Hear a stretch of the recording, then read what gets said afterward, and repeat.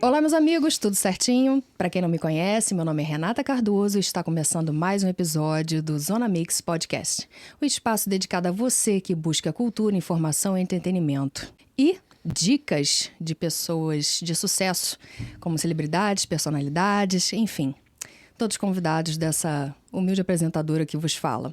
Pessoas inteligentes e interessantes que fazem história. Então, para começar, você já pode estar curtindo esse vídeo, acionando o sininho e distribuindo aí para todo mundo essas informações aí, para que todos fiquem cientes da importância das mensagens que a gente vai falar aqui. E hoje eu estou com uma pessoa super especial, que é o vereador, presidente da Câmara dos Dirigentes Lojistas da Federação do Estado do Rio de Janeiro, Fabiano Gonçalves. Seja bem-vindo, Fabiano.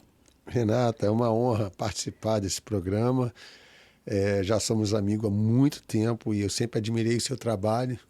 Eu fico feliz com essa nova empreitada, esse desafio novo, que eu tenho certeza que vai ser duradouro e muito bem sucedido. Fabiano, além disso tudo, é um grande incentivador do empreendedorismo, né, na cidade de Niterói, está sempre estimulando aí.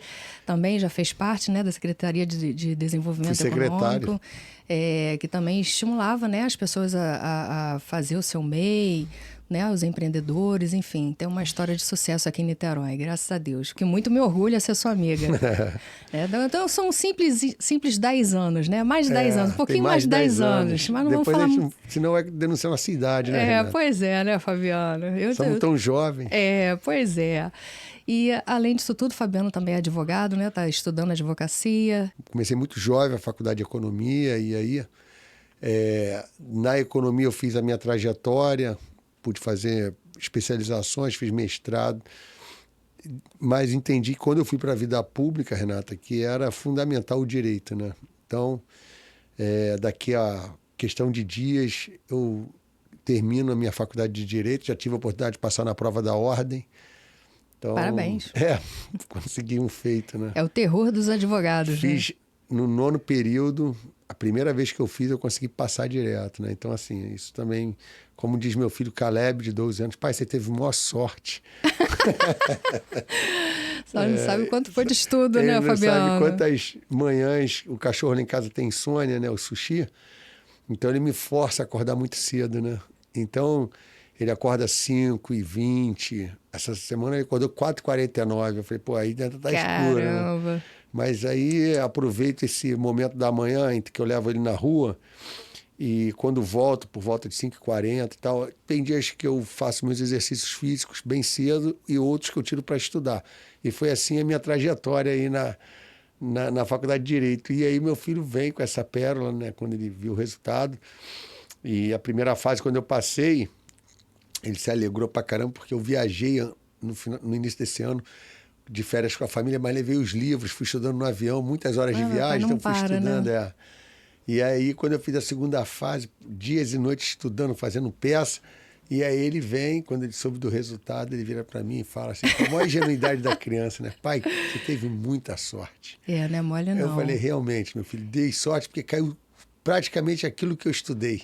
Então, pois é. Como ainda eu estudei muito, né, a chance de cair aquilo que eu estudei aumentou pra caramba, né? Não, e não foi só o estudo, né, Fabiano? Você acumula várias funções, então é difícil estar coordenando todas essas atividades ao mesmo tempo. Inclusive, agora eu queria estar conversando com você a respeito da sua função lá como atual presidente da Federação da Câmara dos Dirigentes Lojistas do Estado do Rio de Janeiro. Queria que você falasse um pouquinho sobre a entidade e sobre a importância dela para o comércio, né, de uma forma mais globalizada. É importante destacar, Renata, assim, eu comecei uma política classista muito antes da política partidária, né? Então, eu comecei em 2006 na CDL de Niterói como diretor financeiro, tive 2 gestões como diretor financeiro, depois fui a vice-presidente, depois, quando eu fui vice-presidente de Niterói, eu fui eleito o presidente mais novo da história da CDL. Talvez quem nos assiste... O que é CDL? CDL é pouco conhecido enquanto entidade, mas o nosso produto é muito falado, que é o SPC, Serviço de Proteção de Todo Crédito. mundo conhece muito bem o SPC, né? O produto ficou maior do que a instituição, mas a gente está tentando reverter isso, até porque a gente entende que o nosso papel não é negativar o nome das pessoas, né? O que é a CDL? A CDL é um grupo de empresários, nós não recebemos nenhum recurso público, todos nós somos associados, a gente paga nossas mensalidades, né? Enquanto mesmo eu como presidente também pagava a minha mensalidade para fazer parte, temos que ser ligado ao setor de serviço, porque aí o serviço lato sensu é comércio e serviço, né? Que engloba. E aí entra profissional liberal também, microempreendedores, microempresa, empresa de pequeno porte, empresas no lucro presumido, enfim. E aí, nessa trajetória, eu acabei me inserindo na federação como diretor. Surgiu uma vaga pela vacância de um dos diretores lá, não sei se faleceu ou pediu para sair. Fui convidado pelo presidente Jair para ser diretor. E comecei a participar com muito afinco, como eu gosto de fazer as coisas que Deus me dá a oportunidade de realizar, com muito afinco, com muito esmero. E aí comecei a ser destacado lá, depois vinha segundo vice-presidente, na outra eu vinha primeiro vice-presidente, e no ano passado eu fui eleito presidente da FCDL. A FCDL congrega 42 CDLs no estado do Rio de Janeiro. Temos 46 CDLs, 4 estão adormecidas que nós vamos resgatá-las, né? E o estado tem 92 municípios. O nosso objetivo à frente da entidade é chegarmos ao final de 25, quando termina meu mandato, com 60 CDLs no estado. É o nosso alvo. 2/3 do estado com CDLs. Para quê? Para podermos, primeiramente, ajudarmos aquele que empreende nas cidades a ter um referencial, ter um norte. Quando ele tiver um problema, quem ele procura? Pode nos procurar. Nós temos hoje assessoria jurídica, nós hoje temos assento na UNEX, que é a União das Entidades de Comércio e Serviço do Brasil. Se eu falar assim, CDL de Miracema, uma CDL que estava muita dificuldade no interior do estado, a gente conseguiu dar um up, né? O que é importante? A cidade de Miracema, para Miracema, ela é importante, mas no contexto do estado, talvez ela seja uma das menores, igual a de Coatis. Mas só que no Brasil, nós somos hoje 2.000 CDLs, Uau. somos 27 federações, temos uma confederação. A nossa confederação é uma das 8 entidades que fazem parte da UNEX. A nossa confederação ela abrange 2.000 entidades, são 500.000 associados, 1.400.000 postos comerciais, porque tem associado que tem mais de uma empresa, ou as empresas têm filiais, então esse número quase que triplica. Nossa. Né? E a gente tem uma base, a gente emprega mais de 10 milhões de pessoas ligadas, os associados CDL empregam mais de 10 milhões de pessoas. E segundo os dados feitos pelo próprio SPC Brasil, a nossa área de abrangência é de 180 milhões de pessoas. Para um Brasil que tem 212 milhões de habitantes, veja a nossa relevância. A gente fala para quase 80% do Brasil. Tem muita gente que não tem noção dessa proporção, né? Até então, onde a CDL chega. Aí quem está aqui militando na CDL de Niterói, os diretores, eu faço questão na federação, e você participou da nossa convenção estadual lá em Petrópolis, que foi magnífica. Tivemos a presença do senador Efraim Filho, tivemos a presença do deputado Washington Reis, Rosenberg Reis, o senador Portinho teve presente, o deputado Fernandes participando também. Então, assim, foi muito bem feita. Várias CDLs do Brasil tiveram presente, de Brasília, lá do... Foi fantástico, o evento foi... Balneário de Camboriú e tal. Então, a nossa entidade é isso. Hoje, a nossa FCDL do Rio de Janeiro está participando muito fortemente. Eu estou recém-chegado no movimento nacional, eu sou um pato novo lá, mas graças a Deus tem dado graça, e eu já consegui um lugarzinho ao sol, e graças ao nosso relacionamento com os políticos do Rio de Janeiro que estão em Brasília, e eu quero destacar o André Siciliano, que nos abriu um canal, uma porta lá. Eu fui representando a CNDL, a nossa confederação, num debate sobre o desenrola, que é um ponto que depois eu já emendo. Ok. E aí, nesse papo lá no desenrola, eu pude ter a oportunidade de falar com o secretário-geral de quem está coordenando essa política pública. E, para nossa surpresa, a nossa confederação, né, foi destacada para participar numa reunião no último dia 30 de outubro, em Brasília, com o presidente Lula, com o ministro Haddad, o vice-presidente Geraldo Alckmin, o ministro Márcio França. Estavam presentes, por exemplo, o CEO do Bradesco, né, o Trabuco, a Luísa Trajano, o João Antônio do PicPay, Zé Antônio do PicPay, a presidente do Banco do Brasil. Assim, nós estávamos lá, né, uma reunião dos conselheiros do presidente como convidados, onde foi abordada a questão do crédito. E aí eu pude falar com o ministro Haddad, depois, quando acabou a reunião, que o Desenrola é esse programa de política pública que visa ajudar as pessoas a quitarem suas dívidas e readquirir crédito. Saíram matérias recentes, né, falando que são 62 milhões de pessoas, né, com o nome no SPC. Aí que está a questão. Hoje no Brasil nós temos 5 birôs de informações, birôs de crédito, vamos dizer assim, 5 birôs que dão informações para crédito. Nós temos o SPC, que foi o primeiro, temos o Serasa, o Boa Vista. Nós temos o COD e nós temos agora o Milênio, alguma coisa nesse sentido, a pronúncia não sei ao certo, mas é um novo que chegou. Só que esse novo aqui, o Milênio, o nome não é esse, eu vou lembrar. Esse novo entrante com a COD, que é de bancos, eles estão trabalhando muito no cadastro positivo, que é uma outra coisa que eu vou explicar. Já o Boa Vista, ele trabalha muito com a Associação Comercial de São Paulo, muito com as concessionárias.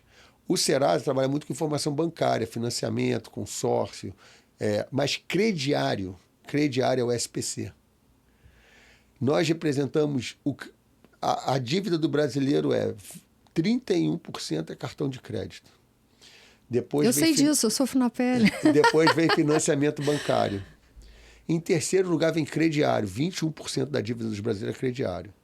Só que esses 21%, em quantidade de estabelecimentos, ele é quase que 90%. Porque, veja só, cartões de crédito, se você pegar isso, não chega a 100 emissoras de cartões de crédito. Na pior das hipóteses. Ainda tem muita loja que está fazendo seu próprio cartão de crédito? Não. O Plastic Label não. Pouca. As financeiras e bancos também é um conglomerado, é um oligopólio. Então, quer dizer, juntando os dois, não dão 200. Vou, assim, extrapolando muito. 200. Mas tem mais de 100 mil empresas, tem mais de 1 milhão de empresas que negativam no Brasil. E quem são essas? São as empresas ligadas aos CDLs e ao SPC. São os pequenos varejistas. É a sapataria que dá crédito. É o colégio que dá crédito. Porque o colégio dá crédito. Quando bota a mensalidade lá, o aluno não paga, ele não pode proibir a criança de estudar, mas ele vai lá negativo. É o condomínio que está lá também, que o inadimplente coloca lá, negativo. É o dentista que faz um parcelamento para o cliente não paga. Então, assim, veja a amplitude que nós falamos de SPC. Então, eu tive essa oportunidade de falar com o ministro Haddad, eu falei, apesar de representarmos 21% do valor da massa de volume a recuperar, nós representamos mais de 95% a 96%, sem sombra de errar, se não for mais, das empresas que negativaram os brasileiros. Então, se a gente não participar do debate, vocês não vão conseguir chegar onde vocês querem. Então, é importante. E nós estávamos lá representando a CNDL pela Federação do Rio de Janeiro, para fazer esse bom debate. O Desenrola é um programa importante, ele está na fase 2, que é quem tem renda até R$5 mil, que pode parcelar. Como é que eu faço isso? Tem que entrar num desses sites, né? Tem o Desenrola Brasil, não é uma coisa simples, porque tem que usar a conta gov.gov, nível prata. Esse é o principal gargalo. E aí eu falei isso para o ministro. Ministro, é complicado. A gente consegue ajudar com certificado digital, específico para esse fim. Né? Eu fico até preocupada com os idosos que não têm manejo, né, com as redes sociais, e já tem gente sendo abordada por estelionatários, né, se dizendo de empresa A, B ou C e dizendo que quer negociar a dívida, gerando boleto e as pessoas pagando e caindo no golpe. Né? Isso já está acontecendo. Mas eu acho que esse papel é muito importante a gente trazer à tona no seu programa, Renata, para chamar a atenção, porque a pessoa não precisa de receber ligação. Ela pode chamar um neto que tem mais experiência com internet, um filho, né? Infelizmente, hoje não tem nenhuma entidade podendo ajudar nesse aspecto. Foi até um ponto que eu coloquei para o ministro Haddad, que a gente pode fazer isso. Nós temos capilaridade para isso. Né? Nós estamos em 42 municípios no Rio. As principais cidades do Rio de Janeiro estão contempladas por CDL. Então, assim, a gente pode fazer esse papel. Esse ponto é importante para a gente Vocês têm autonomia, de repente, para estar criando um projeto Não, tá... a gente deu sugestão. Como conselheiros convidados, participando de uma reunião de conselheiros, a gente deu uma sugestão, deixei uma proposta formalizada pela CNDL, pelo SPC Brasil, com o ministro e com o coordenador do programa, para que eles pudessem analisar o que nós entendemos que é o gargalo do Desenrola. É um programa viável, mas ele não está conseguindo chegar na ponta, porque a ponta está conosco. Nós somos o varejo, nós somos a linha de chegada lá, entendeu? Então, esse é um ponto importante. Pela federação, nós estamos trabalhando nisso. Acho que é um papel importante da federação. Trouxe esse tema para os nossos diretores lá e acredito que estamos prontos a ajudar. Ajudamos recentemente, fizemos uma parceria já na minha gestão com a Justiça do Rio de Janeiro, Tribunal de Justiça do Rio de Janeiro. O Tribunal de Justiça tem um programa muito interessante chamado Limpa Nome. Limpa Nome. Que é uma mesa de mediação para chegar em acordo. E aí CDLs e a federação pactuamos com a doutora Fernanda e já fizemos os primeiros 4 eventos do Limpa Nome no Rio de Janeiro. Foi na cidade de Valença, na cidade de Petrópolis, na cidade de Angra dos Reis e na cidade de Campos.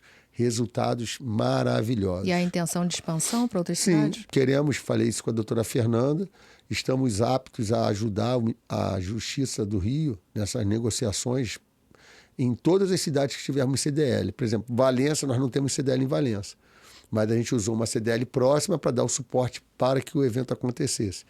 E a gente entende que esse é o caminho. Porque muitas vezes, Renata, agora mesmo vindo para cá, o rapaz do banco estava fazendo uma operação lá para a empresa e falou assim, está aparecendo uma negativação aqui de R$6 em nome da sua esposa, 2 parcelas de R$6. Poxa. Eu falei, o que pode ser isso? Anuidade de cartão que a gente nem sabe que tem. E pior que quando aparece a negativação, você não sabe quem é que te negativou. Você tem que ficar procurando para saber isso. Veja, esse é um ponto importante. Agora eu quero trazer para os nossos participantes aí do podcast uma questão que eu acho que é para além, que a federação também tem trabalhado junto com as CDLs. No Brasil, Renata, vou usar aqui essa canequinha abençoada para tomar uma aguinha. Ai, gente, que bonitinho. No Brasil, a gente, ao longo dos anos, quando surgiu o sistema de proteção de crédito, foi para poder os comerciantes venderem dando crédito para as pessoas, no famoso crediário, se protegendo do mal pagador. Foi a máxima que surgiu lá nos idos de 1950, o que se tornou o SPC, depois Serasa, enfim. Mas tem uma lei de 2018 que criou o cadastro positivo. Essa lei, eu reputo que ela mudou a lógica para nós brasileiros. Nós agora temos que pensar como os americanos pensam. A gente tem que começar a pensar o seguinte, qual é o meu score? O meu score? Qual é a nota minha enquanto pagador que o mercado vê, que o mercado me analisa? Essa nota vai de 0 a 1000. É lógico que pouquíssimos casos são 1000, né? Eu conheço um cara que é 1000. É sério? É o presidente da SPC. Meu amigo aí não vale, aí não vale. Mas ele é 1000 no Cerrado, que ele falou pra mim. Nem no SPC ele é 1000. Aí ele falou pra mim isso. Aí, hoje as empresas, para dar crédito, você vai querer comprar um carro. Não basta você pegar o seu contra-cheque, fazer uma consulta lá no banco, no Bacen, para ver se tem cheque sem fundo, fazer uma consulta no Serasa SPC e ver que você não está negativado. Isso não conta mais para efeito de crédito. Isso também conta, mas o que vai contar mais é o seu score. É o seu score. Quando ele abrir o SPC lá e ver, consultar o seu score no SPC, ainda não está unificado. Cada um desses 5 trabalha com uma métrica separada, independente, e não tem nenhum problema quanto a isso. Mas é muito próximo, pode variar aí 2 a 5% de um para o outro. Mas, em via de regra, quem tiver score acima de 500 pontos já é um pretenso tomador de crédito. Ele vai analisar quanto que você tem de renda efetiva, os dados são públicos, vai analisar a sua exposição de crédito no mercado, porque hoje, pelo teu CPF, o mercado consegue enxergar tudo que você tem de crédito tomado, como é que é a sua relação como pagadora das contas concessionárias de serviços públicos, como usuária de cartão de crédito, pagadora de prestação de sistema habitacional, eles conseguem enxergar isso tudo. Mas, Fabiano, interrompendo aí um pouquinho o que você está falando, e esse período, né, pós-pandemia, onde muitas pessoas perderam seus empregos, não conseguiram quitar suas dívidas, isso aí pode ser amenizado de alguma forma? Porque aí o score vai lá embaixo, né? Isso. Esse foi um dos problemas que eu pontuei para o ministro Haddad. O fato de eles terem feito o desenrola, a primeira fase, quem tinha dívida até R$100 no banco, ser apagado dos birôs de crédito, apagou-se dos birôs de crédito, mas não saiu lá do cadastro positivo. A dívida continua como mal pagador. Então esse cara, ele vai continuar penalizando, é como se fosse uma âncora puxando o score dele para baixo. O que você colocou aí, Renata, infelizmente, na estruturação econométrica desse modelo, essa variável não foi levada em consideração. Entendeu? Então isso vai pesar sim. E aí, Renato, o que acontece? Imagine que você tenha um score de 700. O banco, na hora de lhe conceder crédito, ele vai analisar a sua capacidade de pagamento, a sua pontualidade, a sua exposição de risco. Então, ele te concede crédito supondo R$50 mil. Se ele está com uma taxa média de mercado para pessoa física de CDC de 4% ao mês, quando ele olha teu score de 700, ele fala assim, a Renata me oferece menos risco. Então eu vou oferecer ela uma taxa de 3,5%, porque ela me oferece menos risco. Então o fator risco para quem tem score de 500 e aumenta meio ponto no spread do empréstimo, no teu caso, ele vai ser levado em consideração para reduzir, porque o banco quer emprestar ouro para quem tem prata. Aliás, quer emprestar prata para quem tem ouro, não o inverso. Então, Fabiana, como é que fica, por exemplo, se a pessoa está com uma dívida, né, o score abaixou e tudo, ela conseguiu pagar essa dívida, mas ainda fica numa mancha lá atrás ou ela cancela aquilo? O score é uma linha do tempo. Então, quando ela paga, daqui a um ano, aquilo vai impactar menos na avaliação de risco dela. O que ela não pode fazer é ficar sem pagar. Vou pegar um exemplo claro. Eu coloquei energia solar lá na casa do meu pai e tive que unificar as contas de luz da casa do meu pai, minha casa e a casa da minha sogra. Tudo no meu nome, para poder se beneficiar do crédito de energia. Se meu pai, eu ou minha sogra deixarmos de pagar uma das contas, isso vai penalizar o meu score naquele mês. Então, a minha preocupação hoje é enorme com isso. Né? Porque penaliza. Às vezes eu falo para minha irmã, ó, e às vezes o valor é baixo, por exemplo, como o local que colocou a energia solar é um fato gerador. Então a conta vem muito baixinha, que é mais imposto, ICMS, a tarifa de distribuição. Então, como é uma conta baixa, você não pode deixar de pagar no prazo, porque aquilo vai pontuar negativo o seu score. A mesma coisa, fatura de cartão de crédito. Você pode até não pagar tudo, mas no dia da fatura você tem que pagar um valor. Para quê? Para não pontuar negativo no teu score. Então, a gente vai ter que começar a criar uma cultura de credores, de consumidores preocupado com a sua timeline de crédito. E você saberia dizer, Fabiano, qual é a cidade que mais preocupa em relação ao crédito e a cidade que tá mais tranquila, que paga bem, que está... Falar de cidade é mais complexo, né? Mas é bom a gente falar assim, de região. É notório e sabido, né, que o sulista ele tem um conceito de crédito melhor do que, por exemplo, um morador da região metropolitana. Entendeu? Tanto de Rio de Janeiro, de São Paulo, de Salvador. Carioca adora gastar, né? Morador de Niterói também. Não é que adore gastar, a gente tem mais demanda e temos mais exposição ao consumo do que quem está numa cidadezinha pequenininha, agropastoril, que trabalha com uma cooperativa de produtores. É muito mais fácil de entender. Ele está muito menos exposto ao desejo de consumo do que nós. E a vida aqui é muito cara, né, Renata? Nossa, é muito cara. Com certeza. Então, não há dúvida de que o sulista... E hoje, quem detém a maior maior reserva de renda hoje são os que estão envolvidos no agro. Então, você pega estados que não tinham uma historicidade agropastoril, por exemplo, você pega o Maranhão, Piauí, o próprio Rondônia, Tocantins, pô, tá voando. Agora não é só Goiás, Mato Grosso do Sul, Mato Grosso, não. Você pega Tocantins, o dinheiro está rodando. Você vai para Bahia, tem uma cidade na Bahia, Antônio Carlos Luiz Eduardo Magalhães.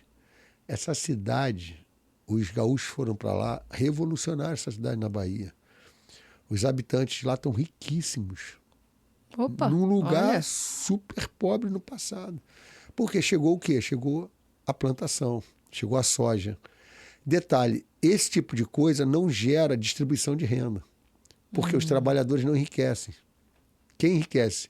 O dono da terra. Gera contratação, não? E gera naquele período específico da colheita. Mas hoje em dia até a colheita é toda automatizada. Então você tem uma empregabilidade baixa. Entendeu? Então você não gera um desenvolvimento descentralizado. Né? Lógico que melhora o comércio, melhora a infraestrutura. Tudo isso melhora, mas não há uma distribuição grande. A renda per capita da cidade é altíssima, mas a concentração também é elevadíssima, entendeu? Você viaja bastante, né, Fabiano? Sim. Por conta da federação. Quais os principais problemas que você tem visto nas cidades aí que você tem visitado? Renata, assim, graças a Deus, tenho tido a oportunidade de conhecer diversos locais assim, espetacularmente desenvolvidos. Tive agora recentemente em São Pedro, ao lado de Piracicaba. Você pega aquela rodovia ali, Dom Pedro, em São Paulo, você vê a cidade de Campinas, Piracicaba, Jundiaí, as instâncias ali minerais, todas desenvolvidas. Você vai em São José dos Campos, uma cidade que eu gosto muito de ir, uma cidade cortada por duas rodovias, a Carvalho Pinto e a Dutra, e é uma cidade que é difícil você não ter emprego lá. Falta mão de obra. E a tecnologia está chegando? A tecnologia lá é altamente desenvolvida. O polo da Embraer, acoplado a uma universidade em São José dos Campos, é uma coisa fenomenal. É aeroespacial.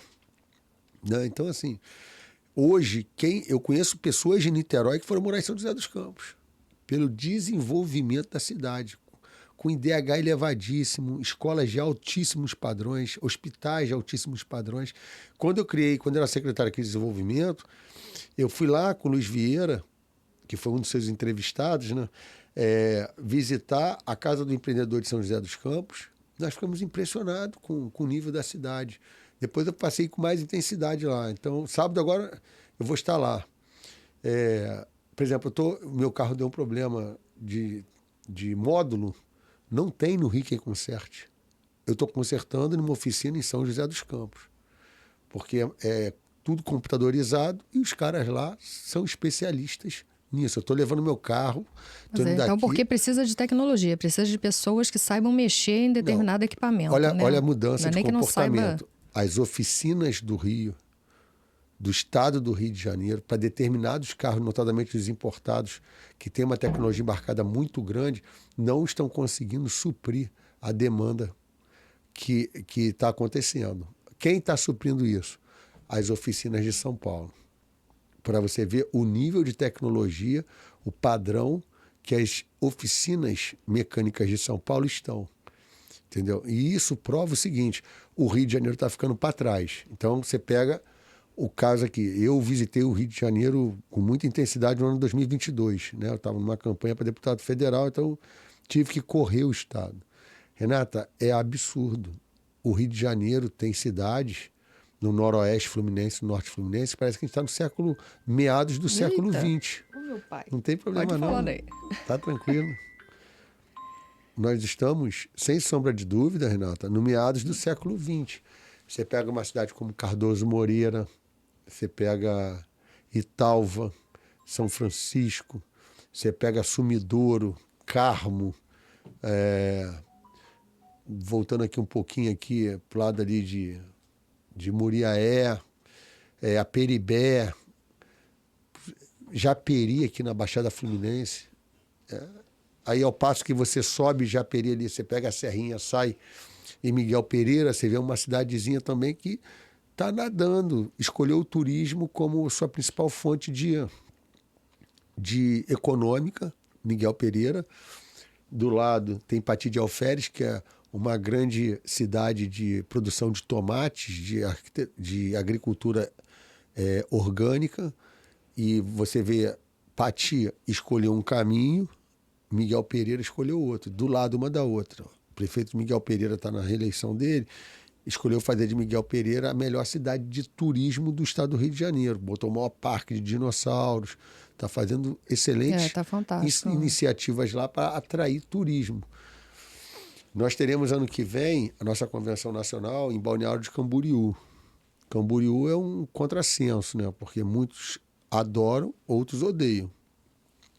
Boa parte dos meus colegas aqui de Niterói, os políticos mais progressistas de Niterói, são altamente críticos a Camboriú. Eu falo para eles, cara, alguma virtude tem. Porque uma cidade com 1 metro quadrado do terreno está custando R$20 mil Uau. e não tem para vender. Teve um caso agora lá em Camboriú que um empresário comprou um hotel 5 estrelas de 4 andares, jogou tudo de mármore italiano, uma coisa deslumbrante. O cara jogou tudo no chão e vai construir uma torre. Nossa. Imagina só.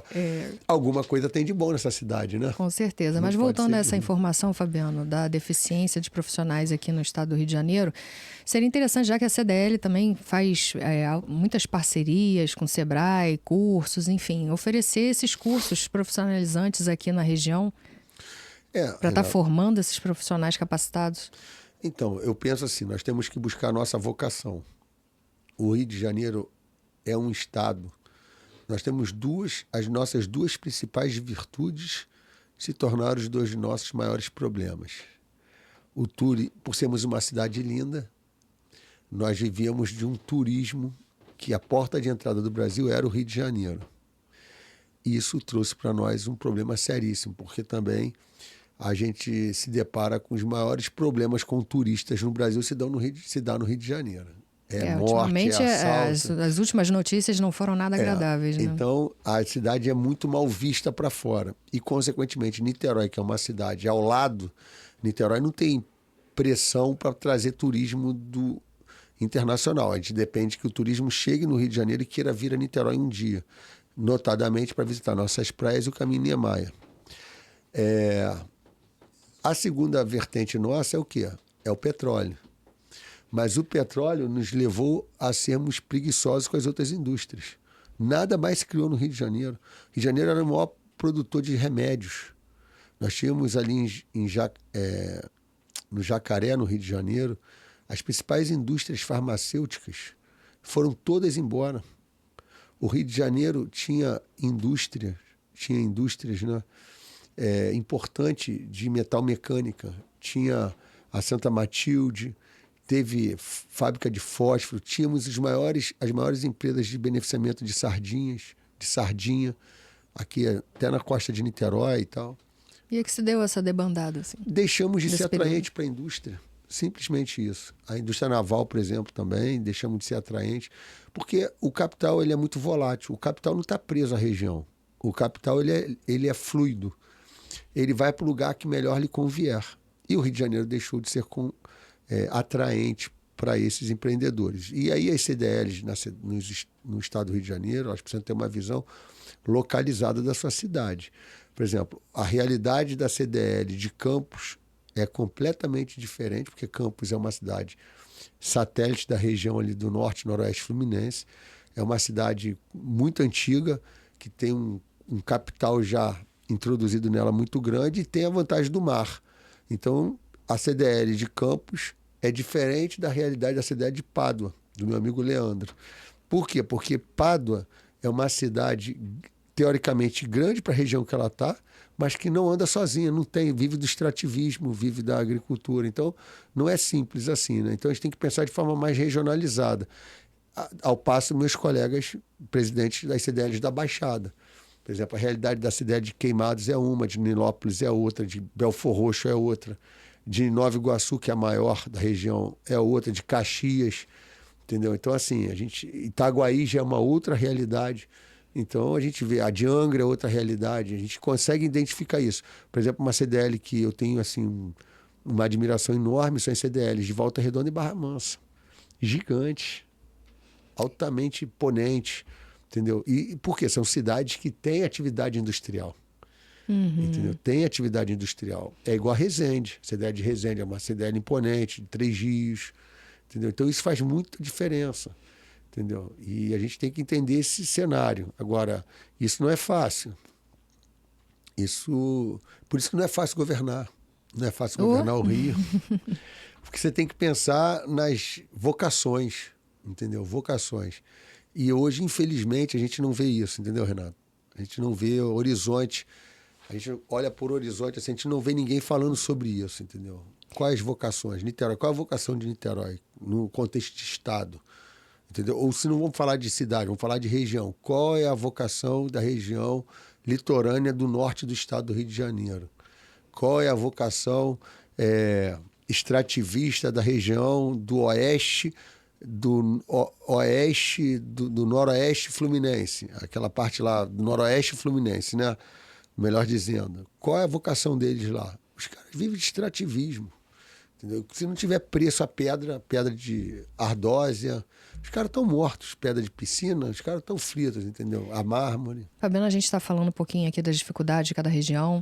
E uma coisa que aflige muito os comerciantes, lojistas, é essa questão toda da indefinição da reforma tributária. Recentemente você participou, nós tivemos um evento lá de Petrópolis, logo em seguida teve a convenção de Petrópolis, logo em seguida teve o fórum de Brasília, e algo mudou nesse meio termo.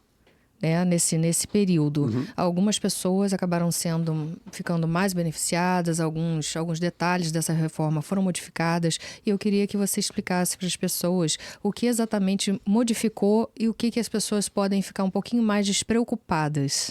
Bem, Renato, a PL 45, que ela incorporou a 119 do Luiz Carlos Raupp, e virou uma PL só, do Baleia Rossi 45, do Raupp juntou e fez um texto só, foi aprovado na Câmara e enviado para o Senado. O texto base dizia o seguinte: 5 impostos vão sair de cena, IPI, PIS e COFINS. Esses 3 impostos saem e cria-se a contribuição de bens e serviços. E o ICMS e o ISS saem de cena e cria o Imposto de Bens e Serviços, o IBS. E aí cria-se um imposto seletivo que eles chamam de imposto do pecado. Então, de 5 viraria 3. Imposto de renda, contribuição sobre lucro líquido, não mexe. DAS, que é do Simples Nacional, não mexe. Então, a grosso modo, de 5 virariam 3. Bem, isso foi debatido, foi levado para o Senado. O Senado entende que essa proposta, e é bom destacar que esse projeto de lei, o PL 45, ele não é do Lula, não é do Bolsonaro. Ele começou em 2019 na Câmara. Essa discussão vem há 40 anos. Nossa. Então, assim, o que nós entendemos, né? Quando é feito esse texto e ele é votado com muitos senãos, várias excepcionalidades. Mas o dorso do programa vamos criar um IVA, um Imposto de Valor Agregado, aonde você, consumidor, vai saber exatamente quanto de imposto você pagou na cadeia de consumo. O cerne é esse. Só que isso parece simples, mas não é fácil, porque ninguém quer perder receita. O governo federal não quer perder receita. Aí ele junta 3 impostos dele e cria uma contribuição. Contribuição de bens e serviços. Ele pega 2 impostos, um do Estado, que é o ICMS, e um do município, que é o ISS, junto, e ele diz assim: agora eu vou arrecadar para vocês e vou distribuir para cada cidade de acordo como eu faço com o fundo de participação dos municípios. Tudo muito lindo, tudo muito belo. E ele diz o seguinte: a grande mudança vai ser o seguinte, não é mais aonde se produz. Agora o imposto vai ser cobrado aonde se vende o produto. Esse é o dorso da reforma. Aparentemente, maravilhoso. Então, se a alíquota for 25%, vai ser 25% do Iapoque ao Chuí. Entendi. Independente das condições desequilibradas dos consumidores. É 25% para todo mundo. Beleza.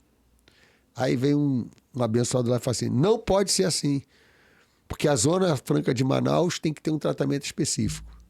Aí o outro vem e fala assim, não pode ser assim. A cesta básica, os produtos da cesta básica não pode pagar esse valor, tem que criar essa excepcionalidade. A outro vem e fala assim, transporte público municipal e interestadual também não pode ser assim. Aí o outro vira e fala assim, ó, higiene pessoal também não pode ser assim. Então começa a surgir o quê? As excepcionalidades. Vai para o Senado. O Senado fica com a responsabilidade de dar uma cara de homogeneidade nisso. O Senado vai e cria outras excepcionalidades. Outras áreas específicas. Então é uma reforma que já nasce com mais exceção do que regra. E o pior de tudo... E aí há uma votação, né, Aí foi votado no Senado. Foi votado no Senado. Volta, como teve alteração do texto da Câmara, tem que voltar para a Câmara para ser votado em 2 turnos o que foi aprovado no Senado. É lógico que a Câmara não vai aceitar, porque tem força entre os poderes, né? As casas se disputam força. O Senado representa os estados, a Câmara representa o povo. Em linhas gerais, se você ouvir o Dr. Marcos Sintra, professor Marcos Sintra, que eu acompanho e acho que ele tem uma visão muito clara, ele diz o seguinte, essa reforma tributária ela é muito pior do que o pior que temos hoje. Porque ela já começa com uma alíquota acima do que estava previsto, já está em 27,5%. Diz o professor Marcos Sintra que ela pode chegar a 29%. E, na realidade, ela não é uma reforma tributária para reduzir imposto. Ela faz transferência de pagadores. Então, a indústria que está pagando, acha que está pagando muito hoje, vai realmente ser beneficiada, porque ela vai passar o imposto dela para frente, para o atacadista, para o comerciante e para o consumidor. Agora, quem mais perde é o comércio e principalmente o serviço, Renata. Você que paga hoje 8% mais ou menos de federal, né, da sua alíquota, mais 5% de ISS, você vai passar a pagar 25%, 27,5%. Nossa, onera bastante, né? E você vai fazer o quê? Você vai jogar esse preço para onde? Para o serviço. Você vai fazer o seguinte, ó, eu vou vender livre de imposto. Então, meu serviço é 1.000, você vai pagar 1.000 mais o imposto. O consumidor final vai pagar o custo desse baralho aí de 29, 27,5 e tal. Então, essa reforma, a concepção dela é boa, mas ela já está tão complexa. E outro detalhe, todas as regulamentações que terão que ser feitas, ela vai começar em 26 e termina em 33. Nesse período de tempo, você vai ter que ter 2 sistemas contábeis. Um pelo modo normal que a gente está tendo hoje, e o outro pelo novo método de apuração de imposto do CBS e IBS. Nossa, Fabiana, eu fico muito tranquila em saber que as CDLs, né, e principalmente a federação, e no particular até você, que a gente te conhece aqui de Niterói, sabe Sim. que você é uma pessoa muito ativa, não vai permitir nenhum tipo de abuso na nossa economia, né? Mas infelizmente nós estamos chegando aqui ao finalzinho do nosso programa. Uma pena. Pois é, foi um papo agradável. Eu queria que você falasse nas suas considerações finais também um pouquinho sobre os projetos agora para 2024 e quais são as perspectivas de vendas, perspectivas de trabalho para o final de ano, agora em dezembro. Bem, Renatinho, chegando aí ao fim do ano, acredito que esse fim de ano aí o comércio deve ter um crescimento. E aí comércio lato sensu, envolvendo também o comércio virtual, porque é o que mais cresce. Né? Mas acredito que nós vamos ter aí uma massa de consumo superior à de 2022. Os indicadores nos mostram isso porque o dólar está caindo, a inflação está caindo, a taxa de juros do Brasil está caindo, então isso favorece o consumo. A expectativa para 23 é boa, acho que o Brasil... 2024. Perdão, 24 é boa, apesar que 23 também... O PIB brasileiro vai ficar acima da expectativa inicial. E o consumidor ele vive de expectativa. Ele consome por expectativa, que amanhã vai ser melhor do que hoje. Então, por isso desenrola, né? Importante. Acredito que 24 vai ser... Tem um outro fator que vai fazer o ano ficar aquecido, que são as eleições municipais, porque eleição vai ser injetada aí 2 a 3 bilhões do fundo eleitoral, e isso vem para a economia, isso reaquece a economia, é um fato importante. com relação aos projetos, a Federação do Rio de Janeiro vai focar muito na questão do crédito de carbono, que é um outro assunto para um outro programa. Com certeza. Que já me coloca à disposição. Por favor. Eu tenho certeza que a gente vai viver aí dias melhores e o Zona Mix vai estar tunando aí no YouTube você vivendo aí de likes que os seus seguidores lhe darão. Com certeza, Fabiano. Muito obrigada pela sua participação. Foi um prazer imenso. Nossa, um prazer, uma honra te receber aqui. Obrigada por acreditar no projeto, no meu trabalho, por estar sempre acreditando nos meus trabalhos. Isso aí, tá? As suas ordens. Para vocês aí também que acessaram o nosso canal, participaram dessa entrevista. Obrigada pela participação. Já deixo uma mensagem aqui para o Fabiano, que depois eu vou estar repassando para ele. Ele também pode estar verificando depois. E até o próximo encontro no Zona Mix Podcast. Beijo.